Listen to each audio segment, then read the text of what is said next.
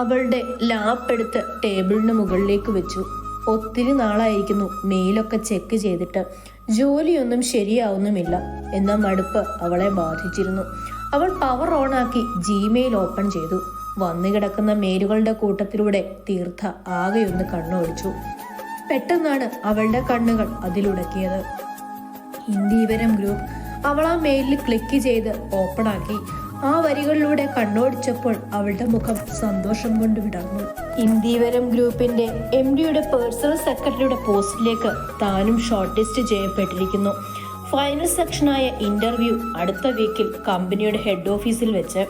ഒരു ജോലി എന്ന ലക്ഷ്യത്തിലേക്ക് അടുക്കുന്നതിലെ സന്തോഷം അവളിൽ നിറഞ്ഞു നിന്നിരുന്നു. അവൾ ഗൂഗിളിൽ കയറി ഇന്ദീവരം ഗ്രൂപ്പ് എന്ന് സെർച്ച് ചെയ്തു. ടെക്സ്റ്റൈൽസും ജ്വല്ലറിയുമാണല്ലേ മെയിൻ ബിസിനസ്. അവളുടെ കണ്ണുകൾ ഇന്ദീവരം ഗ്രൂപ്പിന്റെ MD-യുടെ പേരിൽ തങ്ങി നിന്നു.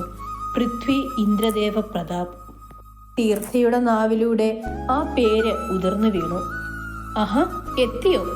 ദിവാകർ അനന്യയോട് ചോദിച്ചു. ആ അങ്കിൾ, വാ മോളെ. അയാൾ അവളെ ഉള്ളിലേക്ക് വിളിച്ചു. എല്ലാവരെയും കണ്ട അനന്യ ഒന്ന് പുഞ്ചിരിച്ചുകൊണ്ട് പൃഥ്വിയുടെയും ജ്വാലയുടെയും അടുത്തേക്ക് ചെന്ന് നിന്നു. ഇതാണ് പൃഥ്വിയുടെ പെങ്ങൾ അനന്യ.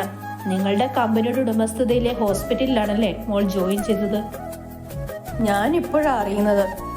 ജയപ്രതാപ് അനന്യയെ നോക്കി. അപ്പോൾ വന്ന കാര്യത്തിലേക്ക് കടക്കാം. ഇവർ താലി കെട്ടിയെന്നതുകൊണ്ട് മാത്രം ആവില്ലല്ലോ. സാഹചര്യം അങ്ങനെയായിരുന്നു എന്ന് നമുക്കറിയാം. സോ നിങ്ങൾക്ക് ഈ ബന്ധത്തിൽ നിന്ന് പിന്മാറണമെന്നുണ്ടെങ്കിൽ തുറന്നു പറയാം. കാരണം സംഭവിച്ചതാരുടെയും കുറ്റമല്ല, ഒരു മിസ്റ്റേക്കായി കണ്ട്. അയാൾ പറഞ്ഞു നിർത്തുന്നതിന് മുന്നേ അവിടെ ജ്വാലയുടെ ശബ്ദം മുഴങ്ങി. എനിക്ക് അർജുനെ മതി, അതാണ് എൻ്റെ തീരുമാനം. അതിലിനി ഒരു മാറ്റവും ഉണ്ടാവുകയില്ല. ജയപ്രതാപ് അർജുൻ്റെ നേരെ നോക്കി. എനിക്ക് ഈ ബന്ധത്തിന് പൂർണ്ണ സമ്മതമാണ്, പിന്നെ എൻ്റെ ഫാമിലിക്കും. ഈ വിവാഹം ഞങ്ങൾക്ക് കൊട്ടാരത്തിൽ വെച്ച് നടത്തണമെന്നുണ്ട്. വിവാഹത്തിന് 2-3 ദിവസം മുൻപ് നമുക്ക് ഈ ന്യൂസ് പുറത്തു വിട്ടാൽ മതി. സെക്യൂരിറ്റി റീസൺസ് ഒക്കെ ഉള്ളതുകൊണ്ടാണ്. പിന്നെ ബന്ധുക്കളുടെ എണ്ണവും. അത് പ്രശ്നമില്ല, ഞങ്ങൾക്ക് അങ്ങനെ റിലേറ്റീവ്സ് കുറവാണ്. പിന്നെ കൊട്ടാരം എന്ന് പറയുമ്പോൾ ദിവാകർ ചോദിച്ചു. രാജസ്ഥാനിലെ മേവാർ രാജകുടുംബത്തിന്റെ കൊട്ടാരം തന്നെ. ഞങ്ങൾക്ക് കുറച്ചധികം ആചാരങ്ങളൊക്കെ ഉണ്ട്, അതുകൊണ്ടാണ്. ജയപ്രതാപ് റാണിയുടെ വാക്കുകൾ കേട്ട് ദിവാകർ ഒരു നിമിഷം സ്തബ്ധനായി നിന്നു. മേവാർ, രാജസ്ഥാൻ. അയാളുടെ കൈകൾ വിറച്ചു. കാലം തിരിച്ചിവിടെ നിങ്ങളെ എത്തിക്കും. പണ്ടെന്നോ കേട്ട, മനഃപൂർവ്വം മറവിക്ക് വിട്ടുകൊടുത്ത ആ വാചകങ്ങൾ അയാളുടെ ഉള്ളിൽ പെരുമ്പറ മുഴക്കിക്കൊണ്ടിരുന്നു. അപ്പോൾ തീയതിയുടെ കാര്യം എങ്ങനെയാ? ജയപ്രതാപിന്റെ ചോദ്യം കേട്ടാണ് ദിവാകർ തന്റെ ഓർമ്മകളിൽ നിന്നുണർന്നത്. അതെ, വിവാഹത്തിന്റെ തീയതി ഞാനൊരു ജോത്സ്യനെ കണ്ട് ശരിയാക്കാം. അത് ദിവാകർ ഉറപ്പു നൽകി. അർജുന്റെ മുഖത്തെ തെളിച്ചമില്ലായ്മ കണ്ട് ജ്വാലയുടെ മുഖം ചുളിഞ്ഞു. ഞങ്ങളിപ്പോ വരാം. രാജസ്ഥാൻ. അയാളുടെ കൈകൾ വിറച്ചു. കാലം തിരിച്ചിവിടെ നിങ്ങളെ എത്തിക്കും. പണ്ടെന്നോ കേട്ട, മനഃപൂർവ്വം മറവിക്ക് വിട്ടുകൊടുത്ത ആ വാചകങ്ങൾ അയാളുടെ ഉള്ളിൽ പെരുമ്പറ മുഴക്കിക്കൊണ്ടിരുന്നു. അപ്പോൾ തീയതിയുടെ കാര്യം എങ്ങനെയാ? ജയപ്രതാപിന്റെ ചോദ്യം കേട്ടാണ് ദിവാകർ തന്റെ ഓർമ്മകളിൽ നിന്നുണർന്നത്. അതെ, വിവാഹത്തിന്റെ തീയതി ഞാനൊരു ജോത്സ്യനെ കണ്ട് ശരിയാക്കാം. അത് ദിവാകർ ഉറപ്പു നൽകി. അർജുന്റെ മുഖത്തെ തെളിച്ചമില്ലായ്മ കണ്ട് ജ്വാലയുടെ മുഖം ചുളിഞ്ഞു. ഞങ്ങളിപ്പോൾ വരാം. ഏട്ടൻ ഇങ്ങനെ നിൽക്കുമ്പോൾ ഞാൻ വിഷമിക്കല്ലേ. ഏട്ടനെ നമുക്ക് സെറ്റാക്കാം. അങ്ങ് രാജസ്ഥാനിൽ നല്ല നല്ല പെൺപിള്ളേരുണ്ടെന്നേ. അവളുടെ വാക്കുകൾ അർജുന്റെ വിഷമത്തെ ഒരു പരിധി വരെ നീക്കി. ജ്വാല അർജുനെ അവളുടെ നെഞ്ചോട് ചേർത്തുകൊണ്ട് പിടിച്ചു. അർജുൻ. ജ്വാലയുടെ ശബ്ദത്തെ ഇടർച്ച തിരിച്ചറിഞ്ഞ് അവൻ സംശയഭാവത്തിൽ അവളെ നോക്കി. എന്നെ അവർ രാജസ്ഥാനിലേക്ക് തിരികെ കൊണ്ടുപോകും.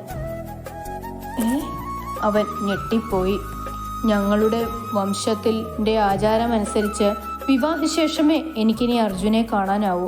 ജ്വാലയുടെ കണ്ണുകൾ നിറഞ്ഞിരുന്നു. അതിന് നമ്മുടെ വിവാഹം കഴിഞ്ഞല്ലോ, അപ്പൊ പിന്നെന്താ? അന്നത്തെ സിറ്റുവേഷൻ അർജുൻ അറിയാലോ. എന്നാൽ ഇനി നടക്കാൻ പോകുന്നത് മേവാറിലെ ഒരു രാജകുടുംബത്തിന്റെ വിവാഹമല്ലേ. അപ്പോൾ ഞങ്ങളുടെ ജനങ്ങൾ എല്ലാവരും ഉണ്ടാവും അവിടെ.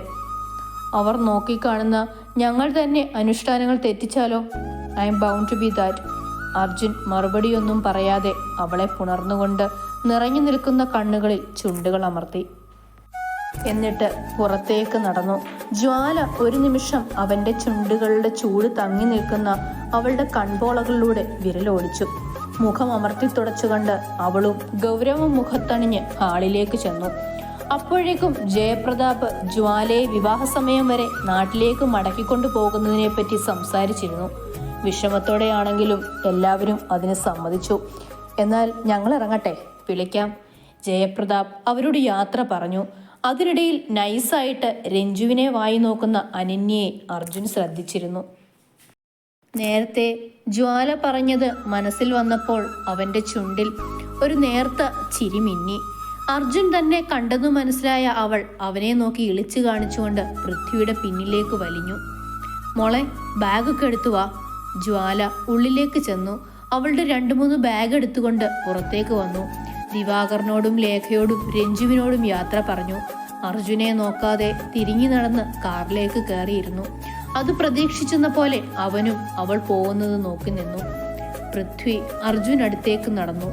അവന്റെ കൈ പിടിച്ച് ചെവിയിലായി പറഞ്ഞു, സൂക്ഷിക്കണം ഇനി അങ്ങോട്ട്.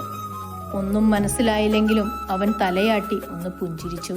ആ കാറുകൾ അകന്നു പോകുന്നത് അവൻ നോക്കി നിന്നു. അനന്യയ്ക്ക് പാലക്കാട് ജോലിയായതിനാലും പൃഥ്വിക്ക് അവന്റെ പേഴ്സണൽ അസിസ്റ്റന്റിന്റെ ഇന്റർവ്യൂ ഉള്ളതുകൊണ്ടും അവർ രണ്ടാളും അനന്യയുടെ ഫ്ലാറ്റിലേക്ക് പോയി. അവർ പോയതിനു ശേഷം അർജുൻ മുറിയിലേക്ക് ചെന്നു. അവിടെ കട്ടിലിൽ ജ്വാല ഇട്ടിരുന്ന ടീഷർട്ട് വിരിച്ചിട്ടിരിക്കുന്നത് കണ്ട് അവൻ സ്റ്റാൻഡിൽ നോക്കിയപ്പോൾ അവിടെ ഉണ്ടായിരുന്ന അർജുന്റെ ഒരു ഷർട്ട് കാണാനുണ്ടായിരുന്നില്ല. അവൻ ചിരിച്ചുകൊണ്ട് കട്ടിലിലേക്കിരുന്നു. ജ്വാല അവന്റെ ഷർട്ട് എടുത്തു വെച്ച ബാഗ് നെഞ്ചോട് ചേർത്ത് വെച്ച് സീറ്റിലേക്ക് ചാരി. അന്നേ ദിവസവും പിറ്റേ ദിവസവും യാത്രാക്ഷീണമൊക്കെ കൂടി അർജുനും ജ്വാലയും തമ്മിലുള്ള സംസാരം മെസ്സേജുകളിൽ മാത്രം ഒതുങ്ങിയിരുന്നു.